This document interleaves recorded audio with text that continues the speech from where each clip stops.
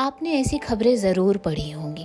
देखने में तो यह खबरें खस्ता स्वास्थ्य प्रणाली का नतीजा नजर आती हैं, लेकिन क्या आप यह मानेंगे कि यह एक तरीके की हिंसा है, जेंडर आधारित हिंसा? शायद आपका जवाब ना में हो। ऐसे हालात में प्रसव की प्रक्रिया से गुजरना, प्रसव के दौरान बुनियादी सुविधाओं की गैर मौजूदगी, लेबर रूम के अंदर महिलाओं के साथ जिस तरीके का व्यवहार किया जाता है, यह सब एक तरीके की लैंगिक हिंसा ही है। तो चलिए आज FI हिंदी के इस वीडियो में हम समझने की कोशिश करेंगे कि आखिर गायनेकोलॉजिकल और ऑब्स्टेट्रिकल वायलेंस क्या है।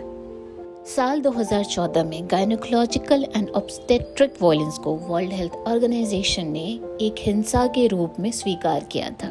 इसके बाद साल 2019 में यूनाइटेड नेशन ने इसे महिलाओं के मानवाधिकार के खिलाफ एक गंभीर उल्लंघन बताया था। लेकिन आखिर ये गायनेकोलॉजिकल एंड ऑब्स्टेट्रिक वायलेंस है क्या? गायनेकोलॉजिकल हिंसा क्या है? आसान शब्दों में कहें तो गायनेकोलॉजिकल हिंसा में किसी व्यक्ति को उसके शादीशुदा होने या ना होने के आधार पर जज करना, जेंडर के आधार पर इलाज के दौरान किसी व्यक्ति के साथ भेदभाव करना, क्वेयर समुदाय के साथ उनकी जेंडर और सेक्सुअल आइडेंटिटी के कारण भेदभाव करना जैसी हिंसा शामिल है। जेंडर के आधार पर आप सब ने कभी ना कभी इसका अनुभव जरूर किया होगा। ऐसे में यह एक तरीके की लैंगिक हिंसा ही है जिसका सामना हम आए दिन करते हैं, लेकिन चूंकि इस बारे में जागरूकता बेहद कम है, इसलिए हमें इसका एहसास नहीं होता। उदाहरण के तौर पर जब आप डॉक्टर के पास जाएं और आपको सिर्फ इस आधार पर सही इलाज ना मिले क्योंकि आप शादीशुदा नहीं हैं, या फिर आपके जेंडर के आधार पर आपके दर्द को नजरअंदाज किया जाए या उसे कम करके आंका जाए। ऑब्स्टेट्रिकल हिंसा क्या है, यानी प्रसव के दौरान होने वाली हिंसा क्या है? आसान शब्दों में कहें तो प्रसव के दौरान होने वाली हिंसा का मतलब है इस दौरान प्रसव पीड़ा से गुजर रहे व्यक्ति के साथ किसी भी तरीके की मौखिक या शारीरिक हिंसा करना।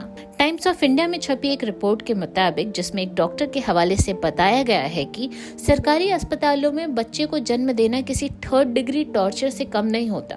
कभी महिलाओं को जमीन पर ही जन्म देने के लिए मजबूर किया जाता है, तो कभी दर्द में चिल्लाने के लिए उन पर अस्पताल प्रशासन चीखता है, तो कभी प्रसव के बाद महिलाओं से ही कहा जाता है कि वे अपनी गंदगी खुद साफ करके जाएं। हाशिए के वर्ग के साथ हिंसा होने की अधिक संभावना होती है।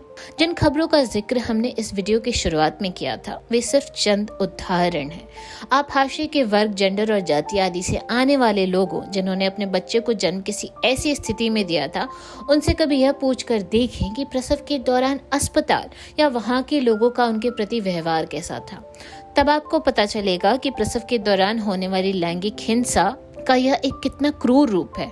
बेहतर स्वास्थ्य सेवाओं तक पहुंच आपकी कितनी होगी और कैसी होगी, यह आपके जेंडर, वर्ग, जाति, धर्म, क्षेत्र आदि पर भी निर्भर करता है। एक स्टडी बताती है कि भारत में प्रसव के दौरान होने वाली हिंसा सरकारी और निजी दोनों ही अस्पतालों में काफी प्रचलित है। साथ ही भारत में इस हिंसा का सीधा संबंध सामाजिक और जनसांख्यिकी कारणों से भी है। लैंगिक हिंसा के इस रूप पर जागरूकता क्यों जरूरी है? ऑब्स्टेट्रिकल एंड गायनेकोलॉजिकल वायलेंस को लैंगिक हिंसा के रूप में आज तक पहचान मिली ही नहीं है। यही वजह है कि इस पर आज भी जागरूकता की बेहद कमी है। इस तरह की हिंसा को सामान्य माना जाता है। इसे हमारे समाज में एक तरह की स्वीकृति प्राप्त है। ऐसे में हमें यह समझने की जरूरत है कि मेडिकल क्षेत्र में जेंडर के आधार पर होने वाली इस हिंसा पर जागरूकता की कमी से किस हद तक बढ़ावा देती है। प्रसव के दौरान, उससे पहले, किसी भी बीमारी के लिए डॉक्टर से परामर्श लेने के दौरान, इलाज के दौरान एक सम्मानजनक व्यवहार हर व्यक्ति का बुनियादी अधिकार होता है। ऐसे में जेंडर के आधार पर इस तरीके की हिंसा को सबसे पहले पहचानने की जरूरत है, ताकि लोग इस पर और खुलकर बात कर सकें।